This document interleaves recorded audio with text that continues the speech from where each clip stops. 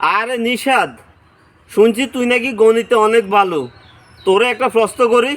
আরে বেটা, এটা কি বলা লাগেনি? আমি তো গণিতে সবসময় ভালো, এটা সবাই জানে। কি প্রশ্ন করবি তুই? প্রশ্ন কর। আচ্ছা বল তো, আমি তোরে দুইটা সুইংগাম দিলাম আর তোর আব্বা তোরে দুইটা সুইংগাম দিল, তাহলে মোট কয়টা সুইংগাম হইলো? 6টা সুইংগাম হয়, 6টা।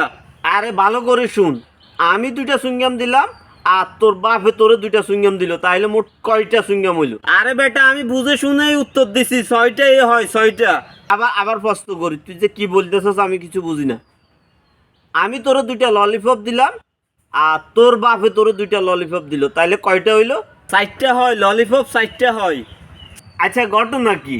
সুইংগামের ক্ষেত্রে করলি এই 6টা আর এই ললিপপের ক্ষেত্রে 4টা, এটার মানে কি? এটা তো বুঝলাম না। আরে বেটা শুন, আমার আব্বা দুইটা সুইংগাম আর তুই দুইটা সুইংগাম, 4টা সুইংগাম হয়।